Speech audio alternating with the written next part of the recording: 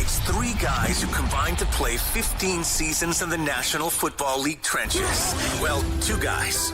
And Mackey, who didn't do shit. This is the O-Line Committee. Uh-oh, we're live. Oh, baby. Oh, boy.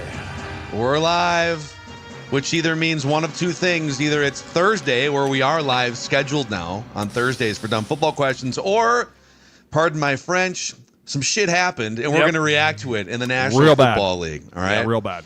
So we'll get to it here. Brian Daboll fired on this. We didn't even have to do the segment. The They did it for us here. Mara and Tish were like, dude, get that. The fact that they did it today after like a week of people going, well, you know, they wanted to fire him after this game, but they talked him off the plane. You kind of, false bell. You knew it was kind of coming down the pipe, and you were like, please just hang on. That's why I kept saying, please just hang on. Trust me. This is going to go well. But Jackson Dart falling down again and not getting back up and putting Russ in, that's what did it. Russ got him fired, and I'm here for it. You're so loud today. You're pretty loud. Why You're pretty are you loud. so loud today? I'm gonna turn you down. We're gonna turn you down. Turn them all down. Just a touch. Just a touch. Fire Daboll. That's why I'm loud. Well, here's the thing, and I was talking about this with Mackey beforehand. It's not the fact that they lose; it's the fact of how they've lost the last few games. They've had games won in the fourth quarter, like winning percentage in the 90 percentile of like you're gonna win this game. And then it's fallen apart. And I think this all stems back to the Bronco game, right? This all stems back to that Bronco fall apart in the fourth quarter where they let the Broncos score 30-some points in the fourth quarter to come back and beat them. Like, that was the thing that started the avalanche. And Daboll has been trying to get a handle back on it. He's been trying to get things put back together. But when you just continually lose games the way they've been losing games, I feel like defensively? I know. But also, like, dude, Jackson Dart, I read today. He's amazing. He's been evaluated for a concussion 4 times this year. Got it. That's a problem. He's amazing. You guys picked the right quarterback. By the way, probably the best quarterback in the last couple of drafts. We're looking at this dude like, wait a minute. He could do it with his arm, doing it with his legs. Dude, sorry, this is his first year, and he's already impressing me. Did Caleb Williams impress you last year? Well, they're running. The problem is Daboll was treating him like he was Josh Allen, size-wise. Like with the called runs, the tall quarterback. He's not that big. And I worry about it's the National Football League, man. He loves to run. I understand all of that, but we have to be careful with him. And I think a lot of this just stemmed from the fact that you're being a P word. You started with Russell Wilson. You went to Dart, and now it's like it's still not working. I mean, it's just one of those things where I felt like ownership was just like, we can't keep doing insanity. We have to do something else. The question is, and I think the nice thing for Giants fans too, is they probably believe with Dart, Neighbors, and Scadaboo, this is actually going to be an enticing job to come coach at now, right? So they might not be like, hey, we don't have to go overpay a huge guy to come fix us, but some offensive guru-minded head coach that's going to come here and say, hey, I've got a lot of shiny new toys, I've got a shiny new weapons, let's play with this. And so they're going to go try and find themselves a Ben Johnson type, in my opinion. Do you think there's odds out? Right, this happened like 10 minutes ago. 100%. Do you think there's odds Vegas? out right Vegas has had the odds written. They already knew. Weeks. Yeah, they knew they were probably like, Vegas is probably the one that did it. Vegas is probably the one that called him and was like, hey, give me the over-under on when you fire Daboll. Right? Like, we got to set a line. Okay, 10. Oh, this is from 6 days ago from Big Blue View, the Giants blog here. I know I'm jumping way ahead. We can go back to the autopsy in a second here, but I'm gonna send these. This is from a random Giants blog. You stop me when I hit a name on this list that intrigues you for a replacement. Oh, here we go. Hit me. Lane Kiffin. Gross. Keep moving. Keep it moving. So gross. Mike Kafka is the interim. He's on staff. He's the interim right now. You keep him as the offensive coordinator. As long as he's with that's not going to happen. Stop it. Okay, go to the we'll keep one guy. Okay, you go. Everybody gets fired. Shut up. Keep going. Give me some more names. Spags on the list. Ooh. This is why I like Spags, because he's a defensive mastermind. And listen to me. Listen. You don't have to have stellar studs on that defense. You just need guys that can listen and apply what he tells you to do. A lot of what he does is what B-Flow does, right? Like, I'm going to line up here. I'm going to line up over here. Who's coming? He's coming. You don't know. I like that. The problem is, how does he treat Jackson, Scat, Neighbors, all those guys? Like, who do you get to take care of them? Dude, that job right now is so juicy because of that offense. Like, dude, Darius Slayton making those one-handed catches, I was like, shit, I forgot he was over there. Okay, He's been hurt until like 2 weeks ago. Dude, I'm like, man, you got some studs on this team. Why would you fire Daboll? Oh my God, my heart's broken right Theo now. Johnson, the tight end, Showing up. he's going to be really good too. So yeah, there's a lot to be excited about, and I think for them, they didn't want to throw everything out, but they're just like, we just have to change. Okay. Just have to change. Oh man, these. I got one. names. I got one. Hold Can I on. say one? Can I say one? We'll see I if think he's he might on be this on list. here. I'm sure he is. Is he coaching right now? I don't know. We'll say Is the there a name. coach Is on he? there that's coaching right now in the NFL? All the Is that coaches he coach? just Yes. all the coaches he just There- mentioned are coaching. in the There is NFL head coach. There is a current NFL head coach on Thank this you. list. Is he down south? Kind of, but not fully. Oh, okay. Then never mind. I was thinking Okay. Miami. What about Mike McDaniels? No. Instantly, you Wow. go, "Hey, this guy knows how to You get think things going." you think ownership guy would knows fire how to get this Daboll to going. hire Mike McDaniel? They fired Daboll. Dude, they Did you fired see Vrabel them in yesterday? Tennessee. Did you I think see they'll the do Dolphins? anything that they think is smart that might Sean not be. McDermott? Yeah, you're just throwing names out there. John Harbaugh is. Is Mike the name McDaniels on- not a John- real name? John Harbaugh's on this. You're list. telling me John Harbaugh is more realistic than Mike McDaniels? Okay. What if they? anyways. What if they miss the playoffs? They're What if- both- What no, if they're- Pittsburgh or Baltimore misses the playoffs? Do John Harbaugh or Mike Tomlin Baltimore's become not available? missing the playoffs, Mac? You were right. They're going to win the Oh, division one of those two because teams is Aaron going to. Rodgers can't go from here to there without falling on his face. Based out of the comments section here, it sounds like a lot of people want KOC to go to the Giants. Stop it. They're not firing KOC. On behalf of Vikings fans, we're going through it right now after yesterday. So we'll get there. We'll get there. I will They're say going through it. Brian Flores is on this Giants list. on That's a Big real. Blue That's View. a real That's a real possibility one. too. Once again, doesn't Mostly need a because I think superstar. he'd want to go back and murder Tua legally. Right? Like he'd be like, listen, I get to go and I want to find a way to play Tua. Never mind, that's the other division. I'm thinking the Bills. God, I'm an idiot. Maybe my they're all brain, over, dude, my brain is in a million places right now. Sorry. I've been doing a bunch of agent stuff today. My freaking center got hurt last night. doing Just like Nebraska I feel like your centers are going through it today. Dude, my in different centers are ways. going through it. I You're got my just going center through it, bro. The center in New York loses his coach. The center in Seattle gets hurt yesterday. I mean, it's just one of those days, man. Heads are falling off. It's just one of the. Petey! Hey, my guy though, Keandre Jackson for the Ravens, first forced fumble recovery in the NFL. 1 week to sign to get into the active roster. That was pretty fun to watch. And getting the time. call out by Harbaugh in the post game. I sent him a ding and I go head coach, call it. And he goes, what are you talking about? I was like, yeah, you're a DB. Never mind. way too on the You opposite idiot. side of the ball. You guys You're don't still even fine, meet. but we'll- You're fine. We You're know fine. you Don't worry guys about it. don't Just take even out your have paycheck. meetings. Cliff Kingsbury. Yes, I'm intrigued. I am intrigued by Cliff Kingsbury. Put him with a quarterback. You got to get him a coordinator. Get him a defensive coordinator. Dude, You gotta get Kiffin- him like a the Spags type defensive I've been coordinator. thinking more about Kiffin was his coach in college, wasn't he? At Ole Miss. Yeah. Yeah. Oh, that might. That's why actually make- Kiffin's on the list. That might actually make some sense. Can you Kiffin's not outbid he's Florida? not a pro coach, dude. He's not a pro coach. He's more on Twitter But, than he is doing. I don't Stop it. disagree. I don't disagree with you. But every coach thinks they could be a pro coach.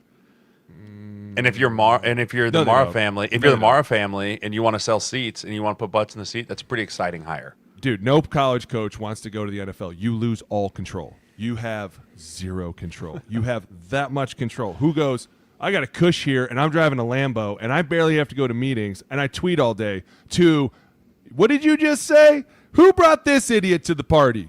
Oh, my God. Did you really think that was going to work? Have you seen some of the What stuff about? they're doing Oh, in I got a college? name. I got a name. Mike McCarthy. He's on this list. Mike McCarthy. Why wouldn't you bring in a guy that has settled so many ships? I love that hire. I think not that bad. would be. I think that pretty would good be hire. a slam dunk hire. I think Mike McCarthy would be a really good hire. Yeah. I just don't think he looks good in blue and red. I'm gonna be honest. It's a valid point. He's got to figure out his color palette. Being honest. I'm just being honest. What season am I? You look like the Cookie Monster, you know? Just kind of. Don't wear the retros. Don't do it. Yeah. We can't do Okay. it. Hey, There- more there's a importantly, few- on the other side of the ball, this game that we talked about, the Giants game, because Well, do you want the rest of the list? Yes. Finish the list. Okay. Let me give you 3 more names. 3 more names. We've Three already more said names. 12 people. How many people are on this list? Well, we added like 3 of our own. So there's Jesse Minter, defensive coordinator for Jim Harbaugh at Michigan and with the Chargers. Jeff Halfley, rising star defensive coordinator, Packers, right? Packers. Yep. But then there's another wild card on this list, a man who is already regarded as one of the greatest football coaches of all time. But there is one thing he has not conquered yet, and it's the NFL. Nick Saban. Nick Saban. Listen, No shot. Miss you guys Terry leave would Saban never. alone. Miss Terry would kill never. somebody. What Miss- about Bill dude, Belichick? Miss Terry's having the time of her Stop life. with the Bill Belichick thing. You are the one driving this narrative. You are the one causing these problems. I think UNC is going to look at you like, take them. You can have them. Don't even need to buy. Just take them. Get them off our hands. We'll give you an extra $3 million on top of whatever the buyout is. Just We'll take give his you ass whatever outta you here. want. Just take him. Dude, I just feel like Saban's having way too much fun on Way too TV much. personality. He's out with McAfee all day, dude. He just messes around. You think he wants and I to bet come you they're back? paying him a small fortune. Like, I mean, and he has zero stress when he turns the TV off on Dude, Saturday, he's right? He hilarious, though. closes the He's- game day set and then kicks his feet back and waits till next week. No stress. Miss Terry's like, listen, Did you see? I'm done. Did you see her with the birthday cake? Where she's like, "Happy birthday." Sit up. Sit up. That's how it is at my house too. Better believe it, bud.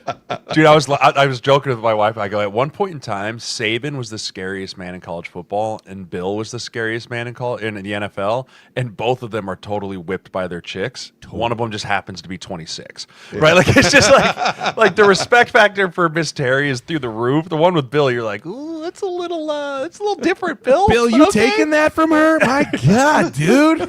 I used to listen to you. I know. I think less of myself. But seriously, on the Bears side of things, like, dude, this Bears team, get you losing to the Bears get you fired. Apparently, it'll get you fired. But I don't know how. The team is really, my God, dude. Offensively, the minute you're figuring like, it out. by the way, did you hear that Rome Odunze's dad like had something to do with this? And Roma Dunze's dad's on Twitter, and that's a terrible place for. a Who parent to cares? be. This dude showed up in the game and was like everywhere. That's what I love about Ben Johnson to this team is all of a sudden one weekend you're like, hey, it's Swift, right? And then all of a sudden the next weekend you're like, it's Roma Dunze. There's always a theme to the week, and it's how can you stop us? Can you stop the backups to this too? As a DJ Moore fantasy owner, I freaking can't stand it, Dude. Because he goes 0 points, 24 points, and then he threw up another 0 points this See, week. So it's I'm a like, theme of the day. I just can't with this. I But like it is- though. It keeps you on your toes. Caleb he's getting better, and it's. I I hate to think say that's a scary thing for the NFC North, right? Because the talent is there, and this is what we all hoped Monangai. for. This is what we all hoped for. Maybe not you, Mackey, but this is what we all as NFL fans hoped for. Don't cry. With Ben Johnson coming to the Bears. Right. Hey, can this offensive-minded guru who settled Jared Goff down and built a powerhouse in Detroit do the same thing with Caleb Williams and all these weapons? And so far, the answer looks like yes. Right? From this point in the season, from where he was week 1 against the Vikings to where he is now, he's taken strides this year. And that's what you wanted to see from him. He's far from perfect. He's got a lot of issues that he still has to work with. Like he still does the runaround thing, but it's becoming less and less. And I think why? Ben's just going to continue to hit him with a hammer over the head until he finally stops doing it. But he's got so many weapons there. I like what this Bears team is doing. More importantly, what weapons, right? It's the Swift Monangai thing that all of a sudden it's like, hey, you don't have to stand back here. We have been preaching this for years since this show started. If you can run the ball, it takes a massive emphasis off the quarterback to make plays. The plays just naturally happen, right? The play action, all of a sudden, Swift's running all over the place. Monangai comes out of everywhere, and he's taking people's faces off. Like, everything about this is fun. Now you get this Ben Johnson creativity of, like, who am I going to dish it out to? Dude, when they do the spread out thing, I am like, can't wait to see what's about to happen, right? I do agree with you, though. There's a little bit of this in the backfield still, and I feel like when he does it, Ben's like, stop it. I mean, to be fair, the teams that they've beaten, besides the Ravens, but the teams that they've beaten recently haven't been great. But they've Don't got do that. Don't they've do got that. Don't they've be got that guy. Vikings. They've got Vikings. But that's Steelers, the first step Eagles. when Right. a You've team gotta- is trying to go correct. from like Correct. competing for the top of the draft. And by the way, the Patriots are kind of doing it too, where You okay, were a your bottom schedule's feeder. going to be You were weak. a bottom fever. Go beat the Titans. Go beat the Raiders. That's step one, Get and then you're going to have consecutive wins, 12 right? wins. Right. Yeah. Get these Yeah. win streaks going. Learn how to go out and win multiple games. Learn how to struggle a little bit, right? They're doing it well, but I hate when people are like, the teams they beat suck. It's like they're still in the NFL, though. They still have a $250 million cap. What do you want everybody to do? Like, can't be all that amazing at everything. But the point is the fact that they can spread it out to so many different weapons, and the fact that Caleb's like, hey, whoa, buddy? We don't need you to do it all, right? Like, I swear to God, the minute you see him do one of these reverse courses, you can feel Ben Johnson on the sideline, like, start to snap shit. Like, I'm going to break him. Like, just throw the ball, dude, right? He's getting better at it. Defensively, they're going to get healthy. Like, this is going to be such a fun ending to the year because they still have to play all the teams, right? Like, all the North still have to play each other. at the end. They finished like at the end of the year with each other, right? Yeah, so this week, the Bears and the Vikings. Hey, I got to finish up take a their call. 2 I got games. to take a call real quick. I'll be right back. Yeah, this is going to be an Agent J day for sure. He's got centers, injuries, coach got fired. But there's a lot of backloaded NFC North games. But let me go back to the off-schedule stuff. You know, Ben Johnson, clearly with Goff last few years, his system is very on schedule. It's a great system. It's one of the great create wide open looks for quarterback systems in the league. But don't you also think that part of what makes Caleb Williams potentially a level up at his peak is the ability to get out of that script sometimes? Like he did that game-winning touchdown. That's not Jared Goff's not doing that, right? Like he runs out and he scores a 20-yard diving touchdown to win that game. Mackey, I'm with you. At times the off script stuff, it works, right? You extending plays. The problem is when he goes to extend plays, sometimes he'll do this thing where he runs and then he reverse courses and then he reverse courses back. You're like, dude, listen. Yeah. Get rid of it. Okay, because something bad is going to happen eventually that's going to hurt this team, right? That's the whole point of the game, is to be the most disciplined team out there. And the more you're like, hey, I'm just going to wing it, it's like, dude, Brett Favre hasn't played for 20 years. Stop it, okay? The ball's either going to 1, 2, 3, or we're running or dirting it, right? Like he's always like, no, go. And you're like, dude, just dirt the ball. And yeah, good things happen at times, but I'm telling you, something bad's going to happen. Like you're going to take a hit, you're going to throw it to the other team, and all of a sudden those things are going to add up. And that's why it's like, Ben's always like, let's stay on schedule so we can keep the rhythm rolling, right? We can, hey, dot it over here. I dot it over here. We run it over here. We run it over there. Oh, here comes the big play action. Hit it now or you're never going to hit it, right? Like it has a rhythm and a theme to it, and as long as you stay on it, dude, they are. I take back what I said. My favorite things about Caleb Williams so far are last year he was one of the worst sack-taking quarterbacks in the league. Yeah. He took 0 sacks yesterday. So he's gone. I know you love statistics. If you look at some of the statistically, his sack rate went from 11% last year to 4% this year, so almost cut in third. Mm-hmm. They have 4 fourth-quarter comeback victories in the last month and a half, basically, all in the final 2 minutes of the fourth quarter. So, okay, what are the main things that you need your franchise quarterback to do? Well, we've just been playing football for almost 3 hours, and we're losing with a minute and a half left. Can you bail us out? Right. And the answer for Caleb Williams is, yeah, he's bailing them out, and even if he doesn't play all that well, he's rising up in these last couple minutes. And the Bears have won 6 of their last 7 after starting 0-2. And that's a lot. Dude, Mackey, that is hard to do, right? It's hard to win games, especially at the end when everyone's breathing down your neck. Now, I am going to be a little bit of a dick, and I'm going to say this. They did beat the team when Jackson Dart did leave the game, right? Like, Russ comes in, and all of a sudden you're like, Russ, why are you running? And all of a sudden, by the way, when he ran from, like, the 3 and tried to run it in, the T lineman, like, picked him up. I was like, what are you doing? Yeah. God, he drives me nuts. He got Daboll fired, I'm telling you. But it is great the fact that Caleb Williams can put the team on his back, get that touchdown, like you said, on his own, come out, learn how to win. It's going well. The Ben Johnson hire's great. They have tons of weapons out of nowhere. I love it. Do it. Do your thing. Giants. Yeah. I'm sorry. Giants, they know how much we love Daboll. And Jackson Dart being a concussion protocol now, it's not good. Do you think one last thing on that game, then we'll move on here? But do you think Daboll immediately gets an offensive coordinator job next year? I absolutely think he will. Because the work he did with Josh Allen early in that guy's career, it does feel like there's a job out there waiting for him. I will say it's going to be interesting because of what's going on with and I don't want to pivot and take away from the show, but like, the player in me goes like this. Okay, you had Daniel Jones and you had Saquon, and you guys went to one playoff game, and you won one playoff game against the Vikings? That was it? One? Mm-hmm. These guys leave, and instantly they're both having success where they are, right? Like Saquon goes and becomes almost the number 1 rusher ever, right? Daniel Jones is out here crushing it, and you're kind of looking at it going, well, these guys are on the same team, huh? What was the problem with this? Like, where were we going wrong? And that's a little bit of like, hey, maybe somebody would look at that and be like, I don't know, dude. And then this Jackson Dart thing comes in.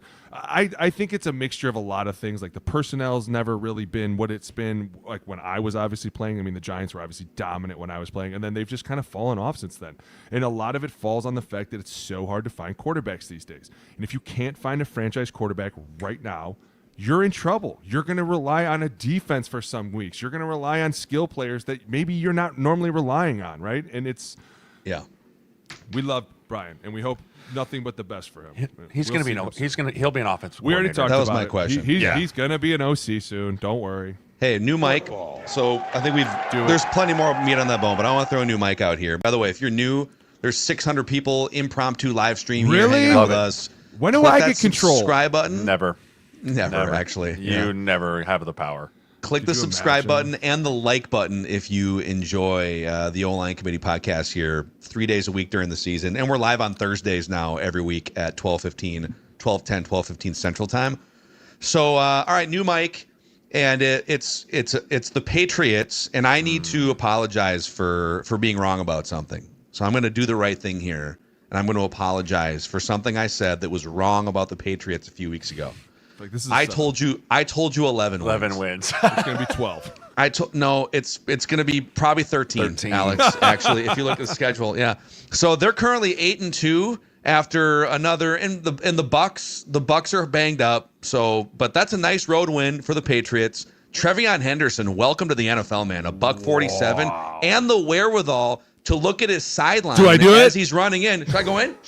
Good? Yeah. Okay. Awesome, dude. That's awesome. It's good for a young kid. Braves gave him the old fat finger up. Yep. Yeah. Do it, bud. Do the old damn thing. So they're 8-2, and the Bills lost yesterday, so they have even more breathing room on the Bills. And their next 3 games are home against the Jets, at Cincinnati, and then home against the Giants. That's 11-2 unless they slip up before the bye week. And then after the bye week, Buffalo, Baltimore, tough games, but you still get another Jets game, and then Miami at Foxborough, or whatever they're calling that stadium now. We're staring down the barrel, boys, of like 12 or 13 wins here with the New England Patriots. Patriots fans have never been happier. They're like, dude, this is few Super Bowls in there. That's a hot take. That's a hot take. Only you two idiots would go to that. You know Tom retired, right? So since then they've you said never been happier. They won 6 Super Bowls. They haven't been happier since Tom left than right now. There you go. I didn't know I was sensitive. dealing with Ultra. Like I said, it's been forever since you've had a quarterback, and now you have one, and you have the perfect coach that almost fits into Bill Belichick's system that's not Bill but can still be funny and have a little bit of a laugh about shit. Like, dude, this is the perfect system for them. And yeah, they had to go through 2 years where all of these other teams had to go through 30. The Browns are going through 60. They went through 1. No, right? I think there was 2. Bill Belichick sucked at the end. There was a couple 3. bad years. Matter of fact, there was 4 years there. But I mean, okay, Patriots fans, you had 4 years of shit, and we never heard the end of it, and now you're good again. What is going on over there? It's kind of the same thing that the Packers have had at quarterback, right? You go, oh, you had Brett Favre, Aaron Rodgers, now you have Jordan Love. Like, you're looking at the Patriots, and you're like, oh, you had Bill Belichick, and then you had, 8 months of Gerard Mayo. Oh, and then you got Mike Vrabel. Okay, yeah, this is fair. Right? But he is such a good, he has so much respect of the team, right? You see him on the sidelines, ass chewing, right? Just letting dudes have it. But what you don't see is any player clapping back. You don't see any player standing up like, dude, get out of my face, which how many times have we seen that from head coaches that go try, like, I think of Sirianni. Right, I think of even Daboll at times with Malik Neighbors, right, trying to dap him up, and it's not there. Like, there's always kind of that chasm between coach and star player, where the star player knows, hey, you're more expendable than me, right? But I think that with how young that Patriot team is, and with Vrabel being able to be like, listen, I've been the vet, I've been the head man before, I've been a Super Bowl champion before. Everyone on that team takes what he says for gospel. And that's where you can really have the growth and the culture build there. I love Mike Vrabel. I've always liked him. I think he's an unbelievable coach, but you're getting to see him really take something over from learning from mistakes in Tennessee, checking the tape, evaluating himself, and then implementing a whole new thing up there with that young quarterback. Man, I love what the Patriots are doing. It's so fun to watch. Not only did he win the Super Bowls, he could be like, I sat in that seat when I won all those Super Bowls. And then, I sat in that meeting room all day. Like, he built that culture. He was one of those guys, the Teddy Bruschi's. Like, he was one of the originators of guys that were like, is that Vrabel in on offense? They're going to throw it to him like nobody knew. And like all of a sudden 8 touchdowns later, it was amazing, dude. He definitely. By the way, Instigator. Jeremiah popping anti-JJ McCarthy things on the screen here while Boone's trying to talk about the Patriots. Of course he is. Sorry. It's okay. It's like my Twitter timeline. Listen, it's just he's full just right now. upset because the Giants fired Daboll and the Bills didn't win. We got it. We'll get to your Bills in a minute. If you're the Vikings, would you hire Brian Daboll to replace Kevin O'Connell? My take. PhilMackey.com/hot That's a great question. Please That's subscribe. a great question. So Patriots, I know right now you've got Patriots 2 losses, Broncos 2 losses, and I think the Colts are all sitting in there fighting for that top seed. There is a feasible scenario where the Patriots, and you could say the same thing about like the Colts too, but where the Patriots get a first round bye and host the AFC playoffs with their schedule. If they can beat the Jets, the Giants, and the Bengals, basically, maybe the Dolphins, they're probably going to win the division, get a first-round bye, and the AFC playoff bracket goes through New England. Isn't that kind of wild? Dude, it's insane. Don't the Bills also go back to Foxborough to play later in the year? Yeah, where is that game? I'm almost positive because they beat them in. They already beat them in Orchard Park. Right? Bills got to go to New England. Yeah, they have to, dude. That's what I'm saying. Like they are set up. It was Sunday night football. Yes, they destroyed. Guess what, dude? Here's another. If the Patriots win the division, the Bills probably miss the playoffs. Oh. I don't know. I don't know if 2 AFC East teams are getting in the playoffs. I don't know if 2 AFC East teams are going into the playoffs. Oh, hold on. I mean, the AFC West is the Bills' schedule the rest of the way. And we'll new mic that here in a second.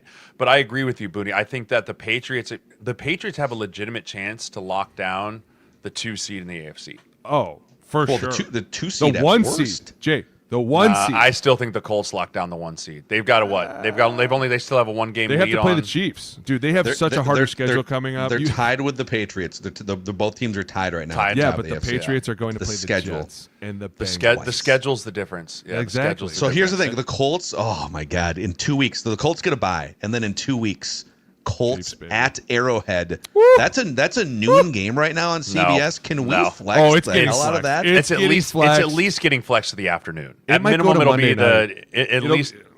I don't think you can flex Monday night games. No, you can't, but you should. Yeah, you can. Because can you? Yeah, you can. Can you flex a game to Monday night? It's only happened like twice, but you can flex it. That would be one. Screw it. Put it on Thursday. Let's see who came prepared. Let's see who. Tell him Wednesday. Al, wake up, Al! You're going to Arrowhead tomorrow. We're playing in Arrowhead. Okay, Get the ready. Thursday game that week is Bills at Texans. Which, all right, whatever. Oh, whoa! Don't sleep on the Texans. We'll get to them because your put some Jaguars respect on David Mills' name. No, he's just mad because his Jaguars couldn't hold the lead, and what they give up 26 in the fourth. Liam Cohen, welcome to the NFL, big dog. But anyways, going back to your Patriots. The Monday game that week is Panthers at 49ers. Okay. Oh yeah. Bail out. Flex it. Listen, yeah. Move over, Rico Dottle. Move over. Are we remiking to the Bills right now? Yeah, we have to because I'll take that as my mic. My God, dude. What? Here's what happened. You guys ready? We talked about this. When you spend all that money, you have zero depth. And you have zero margin for error. You have no ability to go at the trade line and go pick someone up. You have no ability to. You are stuck with what you have. No one is coming to save you. No. Right?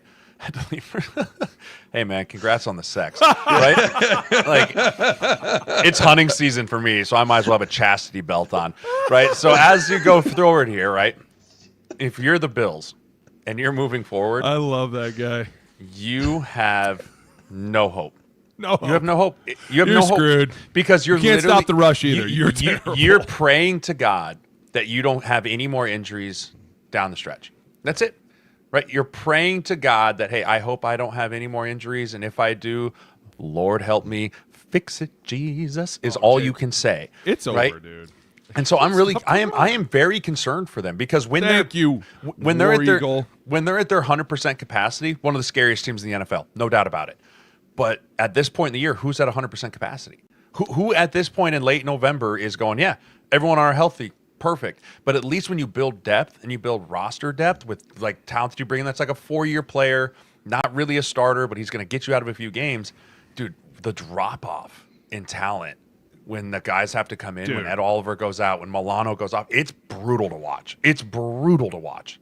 Not only that, but like at the same time, you can't keep relying on one guy to make your entire team. He's not going to be Superman like you want him to be. Hell yeah, deer season.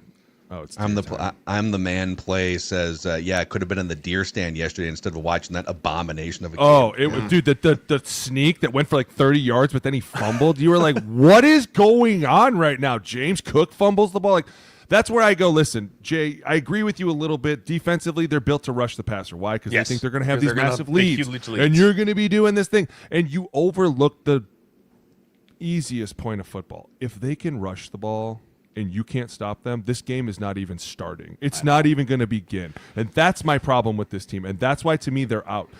Miami, who is a sub-team right now, they have been getting their shit pushed in. Just came out and rushed for over 200 yards against you. Now, don't get me wrong. For weeks, I've been over here like, I can't believe these dudes aren't better because the speed and the ability to get the edge on this team is insane. They just showed the Bills. And the problem becomes everyone goes, hey, did we all see what they just did? Great. We're going to do the same damn thing. Like, look at all the top teams right now. Look what the Lions did. No offense, but like, we'll re-mic this later. Dan Campbell taking over play calling duties. We're going to talk about that. But what did he do? He was like, Jameer, they forgot who you were. Hold on a second. Go hold this ball for a second. Right? Look at JT. Look at the Colts. The Colts are going to run the ball straight through their goddamn face, and they're not going to be able to stop. Josh Allen, good luck, bro. You can continue to play this game with us. We're just going to bleed the clock, and we're going to beat on your safeties. We're going to beat on your corners. Like, it becomes a problem for me. And it's the same thing every year with this team, I feel like, though. It's always the same. Last year they were finally got wise up to it, and they were like, hey, we're just going to let James Cook carry this offense and then let Josh be special when he has to be special. I feel like this year, because they paid him $350 million, that it's gone this shift back to Josh, save us. Gotta do it, Josh, dude. save us. We prove paid it. you all this money, save us. But my difference is, like, then why'd you pay James Cook all that money? Right? Why did you then extend him after his holdout? Like, if that's the case, run your offense through him and then let Josh be special when you have to have him. Right? It seems like it's backwards in Buffalo right now. Yeah. They're like, hey, Josh is going to go out here, and then when things go well, they're like, we should probably give it to James. But at that point, you can't rely on a running back when you're down 2 scores. No, right? You can't rely on a running back when you need. That's when you need to rely on your quarterback. They need to flip the script. They need to flip the script in Buffalo and go, we're going to just run the football because our O-line, outstanding. Top 5 O-line, right? We need to just run the football with James Cook, play action pass to Dawson Knox, and I think Kincaid's now hurt too, right? So you're losing guys left and right. I mean, and that's where you're gonna have to be like, we cannot rely on Josh to just throw to these receivers, man. We just can't do it. No, and I'm surprised that they don't play action more and use the ability of him to just sit back there and chunk the ball down the field. It just drives me nuts at times because you're like, this team could be so much better, and I get what they want to do, but you're right, Jay. They're like, hey, we paid this kid all this money. We got to go out and show that it was worth it. It was like, dude, just winning games proves that it was worth it, right? The fact that this dude at times, like, what was it, last week when he snuck in the end zone twice, and one of them, they all like picked him up, and we talked about it, right? Like, everybody nicely put him down because they were like, everybody knows if you go after this dude, right, Deion's going to kill you. And it's like, dude, at some point, though, somebody else has to take over. And you're right. They have it backwards. They're like, hey, we're going to throw it to run it. And you're like, wait. Doesn't need to be this difficult. We could flip the script, and then it becomes way easier, and our defense would then make more sense. But unfortunately, most of the good teams in the NFL are smart, and they're going to run the ball against you. Here's what's kind of wild about so you got these 3 pillar AFC teams that have been trading blows, and usually it's the Chiefs that wind up emerging. But the Chiefs, the Bills, and the Ravens have been the 3 teams in the AFC for like the last 5 or 6 years. Long time, yeah. And the highest seeded among them right now, the Bills in the 6th spot. The Chiefs and the Ravens, if the playoffs started today, would be out. Now they're both like, the Ravens are charging hard, and we'll get there. Yep. But it's the Colts, Broncos, and Patriots are all 8-2 right now. Even if you think that those teams are flawed or whatever, they're probably not tumbling out of the playoff bracket. Those 3 teams. The Chargers, I don't think, are tumbling out of the playoff bracket with another win last night. So there's a good chance that 1 or 2 of the Bills, Chiefs, Ravens do not make the AFC playoff bracket. Yes. Listen, you Wrap guys your head around that. Stop it right now. You both sound great. I love what you're doing. The Broncos game, don't you dare. They barely beat Vegas. They're 8-2. Don't you dare, Mackey. I don't care what you say. Do you not remember when I just talked about the Bears schedule, and I was like, oh, well, they barely beat this team, and then Boone's now like, oh, the Broncos barely beat. Like, you can't. That's how it works in this league, dude. That's how it works. If they barely how many won, 3 and outs they had won. in the beginning. There was 5 in a row, bro. 5 in a row. They didn't do it. And it was like this. Ready? Why hey, score 30 are you when awake? 10 wins you the game? It's Thursday. You're supposed to be playing. It's how it is every week with them. That's why it's like, no, I don't care who they beat or not beat. It's like I'm looking at it going, I don't trust it. I don't trust this at all. And you could say it is what it is. The Chargers are the same thing, and I hate to say that, but when you lose both your tackles and your 2 starting running backs, my dude, that rock fight last night was very hard to watch. I honestly, it was a baseball score for a long time. I honestly, like, I got home. We had a church members meeting. I got home and I go, does that say 2-3? I was like, what the hell am I looking at right now? They were like, baseball in town, might as well have a baseball score for football. I was like, that's so embarrassing that they're talking about this right now. Now, don't get me wrong, the Chargers kicked it on later in the game, but I mean, at what point were you like, Aaron Rodgers needs to Amari just Hampton retire? going to be back? He's on IR for the year. Is it the year? I thought he was. I think so. It's Najee for the year. No, not for the year. Not for the year. He's not done for the. Najee's done for the year, but I think Amari Hampton is. Joe and Rashad though both done for the year. Rashad is. Joe's on return, but they put him on IR again, right? Yeah, but I thought if which is a minimum of 4 weeks. Mm-hmm. You can go on it twice. The COVID changed that whole rule, but Amari Hampton they haven't even opened his 21-day window yet. Like, that's the problem for me is you want to open that window to get him back moving around. Did you see him? He brings a whole nother element to that Chargers team if he can get healthy. And so if he can be back by December 1, if Amari Hampton, that gives him what, 2.5 more weeks, 3 weeks. Like, if he can be back before December 1, the Chargers will be terrifying. They will. The Chargers will be terrifying because nothing against Vidal, nothing against guys, but Omari Hampton brings a whole different viewpoint of how you attack that run game and what Harbaugh and Giro and them want to do. So we'll see. Well, to be fair though, Vidal's running behind 2 tackles that at times you're like, dude, you better get the hell out of somebody's way. Like, he's doing what he can. That's where I fall. Like, I don't know who's coming back and who's not, but right now this team is reeling badly. And last night's game was just a clear sign of that. You're like, dude, what the Steelers are right now, Mackey, you were so right. Even at 1-5, everybody knew the Ravens were coming back. They were like, everybody knew. Yeah, except you for guys. No, we were over here like face. There's no way that they could do this. But after watching last night, you're like, wow, dude. By the way, you know who said it best? Mike Tomlin. Did you hear him after the game? Mm-hmm. He goes to the man. I gotta pack a bag. I ain't got time for this shit. What do you want? I was like, oh man, someone's getting cut. Wait, Coach, what did you think of Aaron Rodgers' performance? What did you think of it? The hell out of my face. So angry. He gave him that coach's look like I've gotten several times. You're like, no, I know the answer. I shouldn't have asked that. That was dumb. To what extent is Aaron Rodgers cooked? Oh. Is there a resurgence in all here? It's been years. Aaron Rodgers has been cooked for years. It's not. He shows flashes, right, where he's still like the Hail Mary a couple weeks ago, where you're like, oh, that arm's still there. But as a totality, as a whole, he's been cooked since he left Green Bay, since he tore his Achilles. Yeah. I mean, since he had that crazy injury at 39 years old. I mean, that's just such a hard thing to come back from and be yourself, and to take a year off of football like that at that age and everything. I mean, I want to see him retire before it spirals completely out of control. It hasn't already. Are we sure? Close. Are we sure? I mean, until it's just like sad.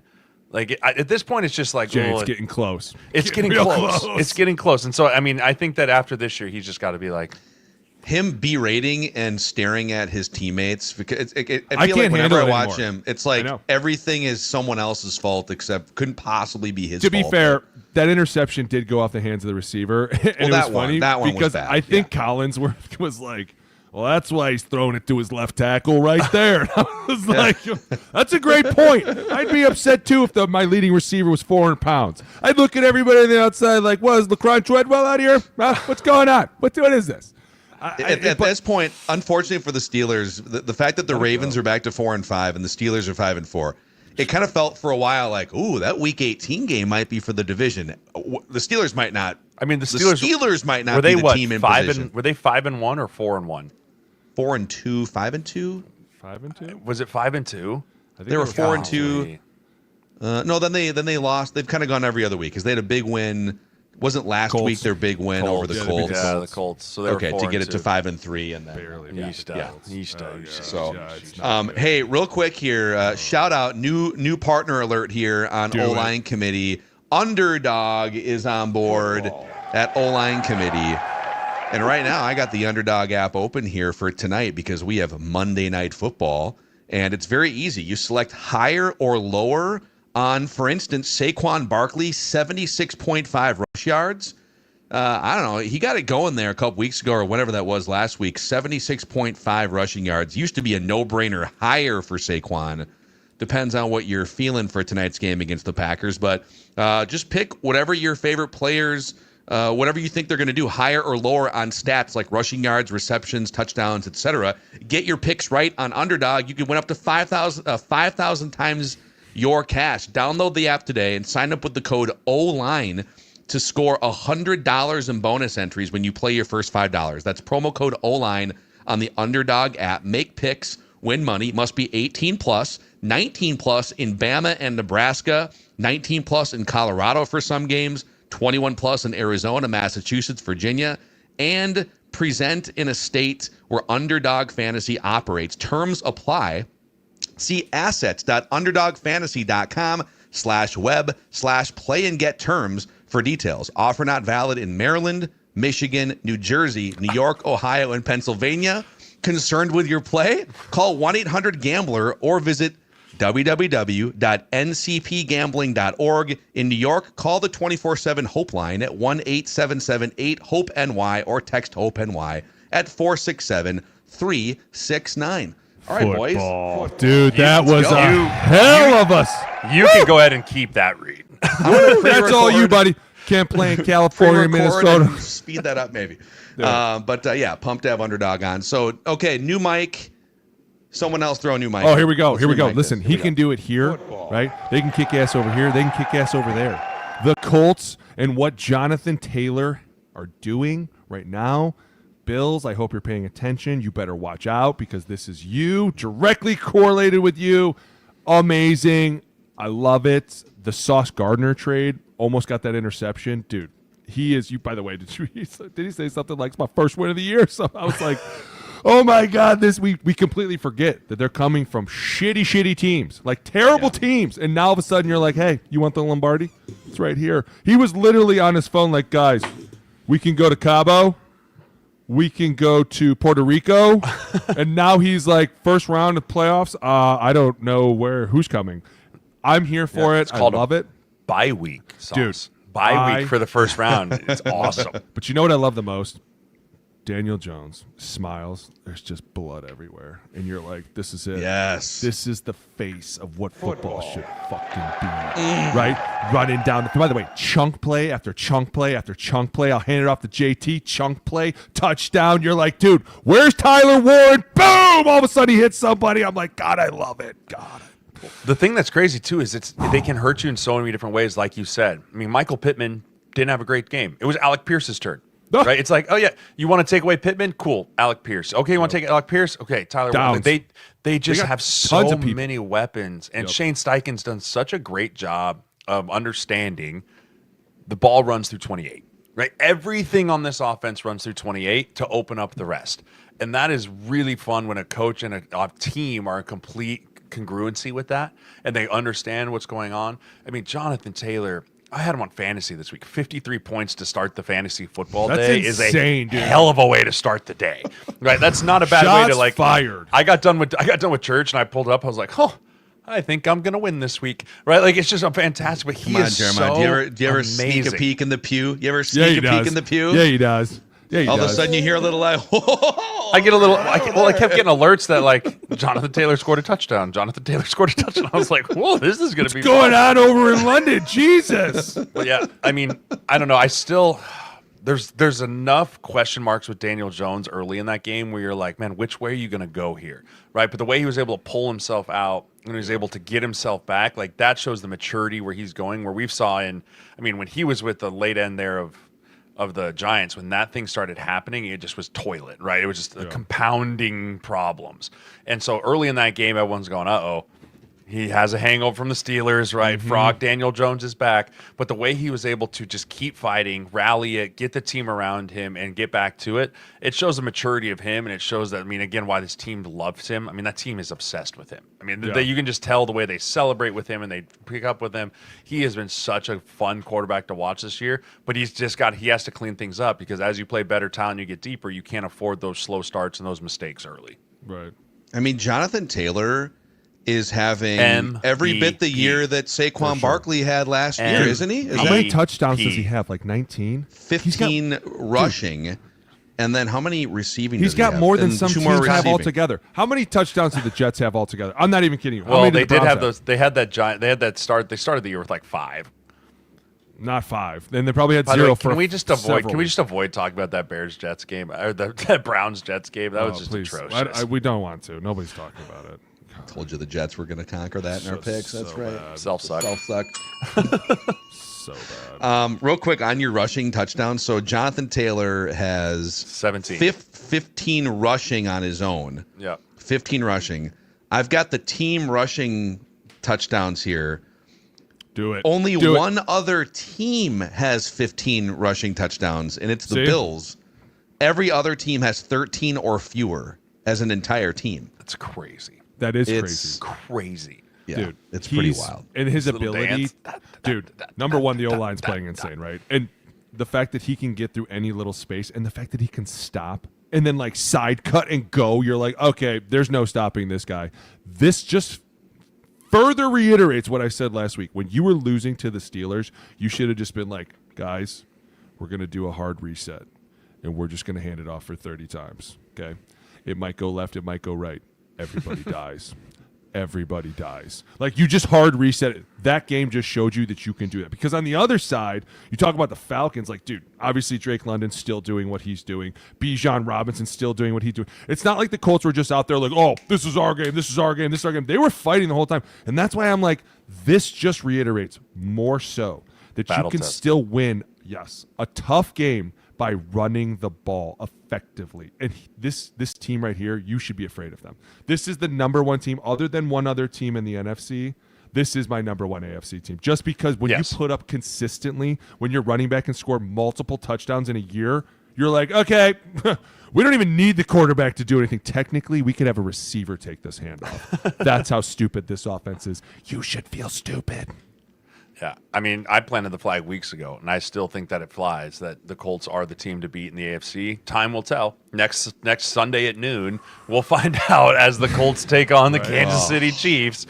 I mean, that's going to be such a big, because if you think about it, if the Colts win that game, because both teams are coming off of well, no, Kansas City plays this week. So if say Kansas City wins this week, right? So say Kansas City wins this week, and they're 6-4, right? And then the Colts come to town and somehow get them to 6-5, and God forbid Kansas City loses this week, and they're sitting at 5-5. Who's KC playing? Who does Kansas City have this week? Here, let's pull this up. They're 6-4 right now. Kansas City. They're 5-4. 5-4. They need to win to jump the Jaguars. Yep. So they get at Denver. They get at Denver. Oh, let's go. Oh, never mind. It's Denver. They're gonna. That's going to be a 13-12 slop fest. 3-2 halfway through the fourth quarter. But yeah, I mean, they take a commanding lead in the AFC. Now they're just running with the Patriots. It's going to be, I mean, the Patriots are the only team that might be able to overcome them strictly based off of schedule. I don't think they're a better team than the Colts. I think the Patriots are really damn good, but I don't think they're a better team. But that's why the schedule plays the way the schedule plays in the NFL. Sometimes it's luck of the draw, and sometimes it helps to be really terrible the year before. Yeah, I'm so excited. All right, new mic. Football. All right. It's been almost an hour. Are we doing it? Are you ready? Are you ready? No. Not yet. Not yet. I got one more. Okay. We'll get there in a second. Don't worry, Mac. We're going to make you wait on this one. You ready? I've already bitched for a total of Here's a guy 3.5 hours on various Purple Daily shows. But Here's a guy who's got a beard that looks like my grandpa's, but still throws for 700 yards and 5 touchdowns every week. Can we just give Matt Stafford something and be like, dude, whatever you want, just take $70 million a year, $100 million. I don't give it. Dice him up however you want. Puka Nacua, Devontae, Tyler Higbee, the 1-2 with Blake Corum.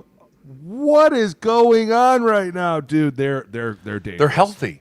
They're healthy. Yeah. Right? Last year it was the O-line couldn't stay healthy for a total of 1 week. Mm-hmm. And then you had Stafford, and then it's Puka. That team is terrifying offensively. Offensively, I don't know how you stop them. I think the only way you beat the Rams is if somehow they beat themselves. But I think, 3 weeks now, Stafford has 4+ touchdowns and no interceptions? Yeah. 3. That's 3 weeks in a row. bonkers.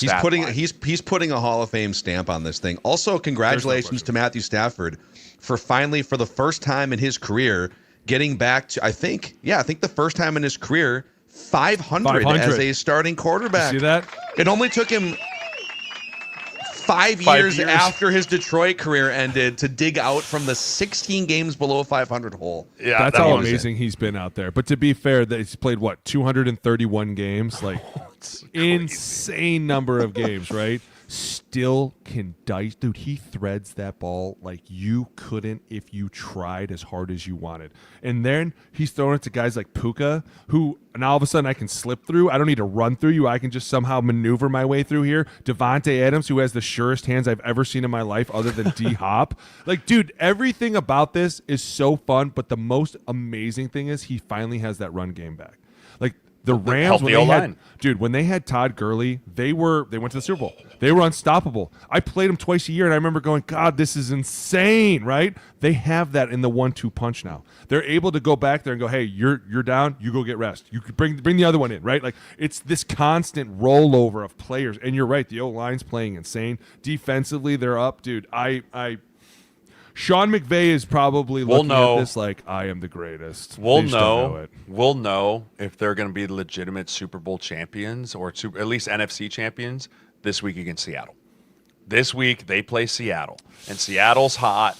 The Rams are hot. We're going to see what the NFC West is all about this week. And I do think the Rams look just unstoppable. But the Seahawks defense can get after the passer. Ooh, right, so I think it's going to be. This is going to be such a fun. I'm going to be glued to my screen in the deer stand. I'll be in a deer blind because it's rifle opener, but I'll have my iPad, right? And I'm going to be watching this game so closely because I agree with you, Booney. Everything that the Rams do right now is so calculated from Sean McVay that it literally looks like he has the answers before the ball is snapped on every single play. Yes. Stafford doesn't look like he's having to be like, oh, I'm fooled. What's happening? It's almost like McVay's like, hey, play call. Throw it here. And then Stafford goes, okay. And then if it's not there, then he's like, oh, I'll just throw it over here. Those two right now are the scariest duo in football. I thought Mahomes and Reed were unbelievably scary. Yeah. Right at this moment, and I'm not saying they're not, but at this moment right now, Sean McVay and Matthew Stafford are the scariest coach-quarterback duo in the NFL. Did you guys see the personnel twist that Sean McVay went with, according to